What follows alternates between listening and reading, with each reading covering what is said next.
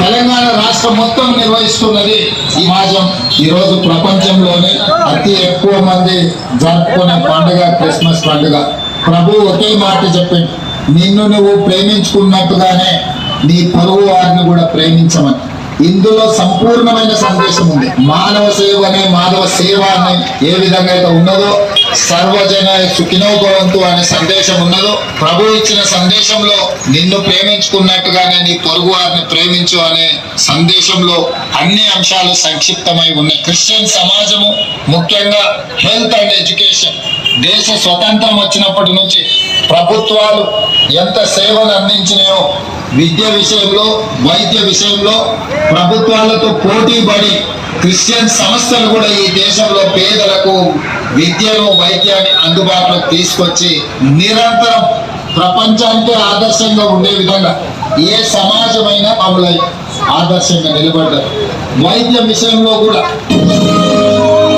తీసుకొచ్చి వాళ్ళ యొక్క ఆరోగ్యాన్ని కాపాడడం ద్వారా ఆరోగ్య తెలంగాణలో ఈరోజు క్రిస్టియన్ సంస్థలు, క్రిస్టియన్ సోదరులు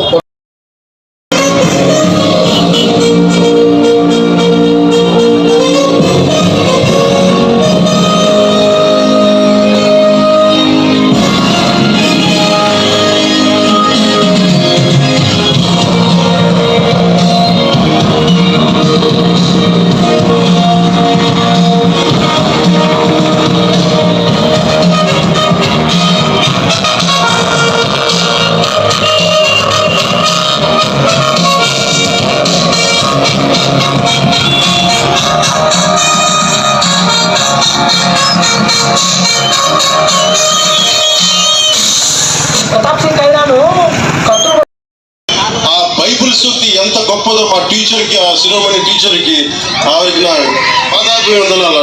ఆ తల్లి ఏ లోకాల్లో. స్వామి వివేకానంద ఏమన్నారు, నేను ఒకవేళ యేసు కాలంలో పుడితే నా గుండెలో ప్రవహించే రక్తంతో యేసు పాదాలను కడుపుతాను అనలేదా? మహాత్మా గాంధీ ఏం చెప్పారు, కుడి చెంప మీద కొట్టి ఎడం చెంప కూడా చెప్పమని యేసు మాట చెప్పలేదు. ఎవరైనా ఒక చెంప మీద కొడితే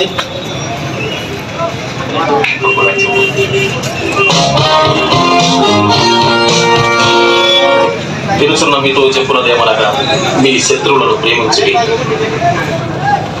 మేము ద్వేషించే వారికి మీరు చేయండి, శపించే వారిని దీవించండి.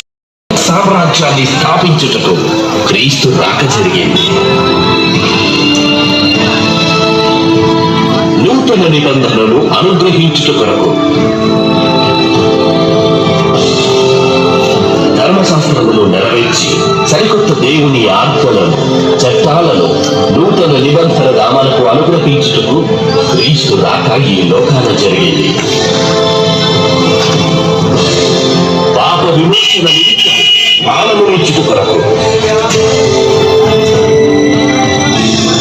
లోక పాప పరిహారార్థమై పరిశుద్ధమైన తన రక్తాన్ని ఒలికించి ప్రపంచ ప్రజలను పవిత్రులనుగా చేయుటకు పాపరహితుడైన క్రీస్తు తన ప్రాణాన్ని అర్పించడానికి ఈ లోకానికి వచ్చాడు.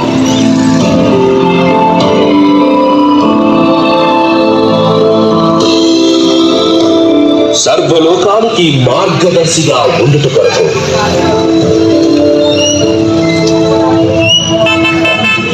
కుమారునిగా ఈ లోకాన జీవించి తండ్రిని చేరటానికి తానే మార్గమని బోధించి ఆయన అడుగుజాడలను మనం నడవడానికి క్రీస్తు ఒక మార్గదర్శిగా ఈ లోకాన అవతరించాడు. ఇలా యేసుక్రీస్తు తన రాకలోని పరమార్థం జరిగి తండ్రి చిత్తానికి అనుకూలంగా తన జీవితాన్ని మలుచుకున్నాడు. ఆ క్రీస్తు జీవితం మనందరికీ జీవితం.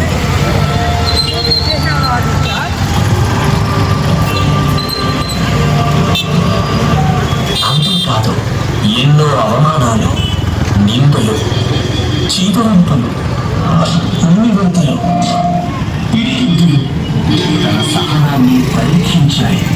తన సమాధానం కేవలం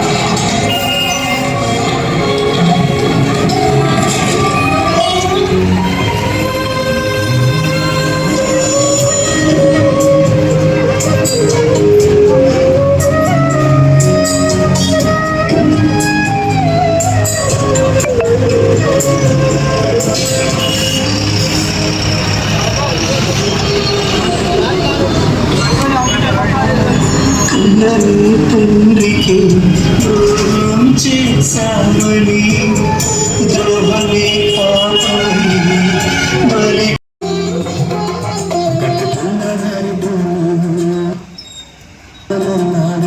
నువ్వు కన్నవాడి నీకు